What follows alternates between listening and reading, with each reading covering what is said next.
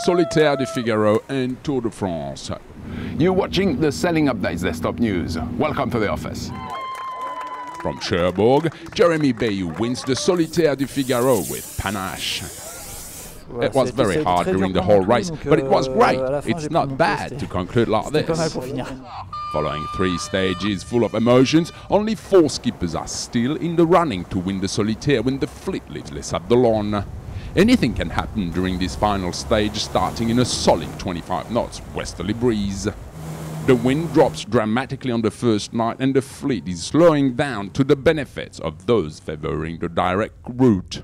Sailing under spinnaker and heavy rain, the Ocean's passage is impressive before crossing the channel. Wet and tedious, the conditions are very tiring until the fleet approaches the coast of Guernsey Island. I think I was in a better form. I went back to the left side and it was then too late for them to follow. By taking a closer route to the shore, Jeremy Bayou takes the lead and keeps it until the Bay of Cherbourg. The skipper manages a leg victory and secures the overall title for the 3rd time. From Dunkirk, the docks are buzzing with activities hours before the start of the Tour de France. Last year's champion Groupama 34 is back with a very similar crew. However, skipper Frank Camas will only be on board for the Mediterranean legs, as he is also competing in the NACRA 17 European Championship. Groupama 34 will compete against another race favourite and a veteran of the circuit, Courrier Dunkirk 3. The team, skipped by Daniel Souben, is very motivated to better their 2nd place from last year. Oman Sail is also one team to keep an eye on. The Omani's M34 crew, led by Sidney Gavinier, is growing stronger, and their goal is clearly to climb on the podium. On the Corinthian ranking, the young crew of Toulon-Provence Méditerranée is looking at taking the 1st place of Normandie Azerel, the 2013 winner. From Italy to Sweden via Turkey. You're watching the sailing updates, Destopnews. Welcome to the office. From Italy, celebrating 10 years of sailing passion, over 50 historic yachts gather for the Panerai Argentario Sailing Week in Porto Santo Stefano. This is the world's prime classic yacht circuit dedicated to the glorious classes of yesteryear. Mariquita, built in 1911, dominates in the big boat category, winning all 3 races. The 1916 Gaff cutter Chinook takes home the vintage category, while the Marconi cutter Buffeo Blanco of 1963 snatches the classic division. From Sweden, the fans turn out in their thousands to cheer on defending champion Bjorn Hansen on the way to his claiming a 3rd consecutive victory at the Stena Match Cup Sweden final.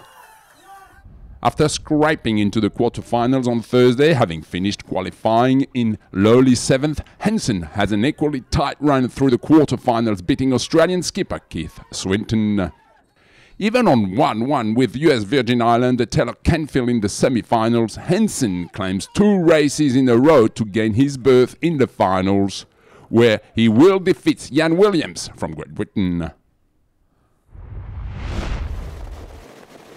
From Italy, Robert Stanjek with crew Fridtjof Kleen enter in a nervy final race to become the new Star World champions.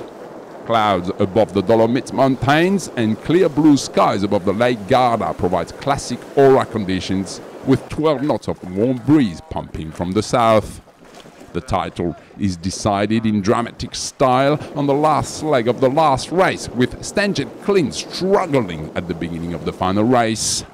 With a desperate last-gasp effort, the German team moves up to 12th on the finish line, just enough to secure the Star World Championship by 2 points ahead of Negri Lambertenghi.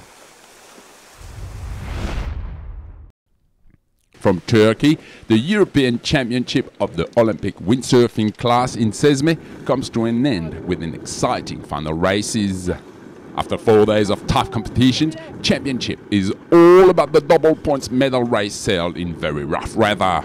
A crash at the start throws the Polish Miska into the water in spectacular fashion. After that, Miska has to push hard to catch up on the fleet and manages to finish in 6th place, enough to secure him the gold medal by 2 points. Immediately after the men, the 10 women take their place on the starting line. The wind increases even more and the women are struggling to keep control of their board. Not a good start for Charline Picon, but she soon finds her rhythm and sails through the fleet to decisively win the medal race and defend her European Championship title.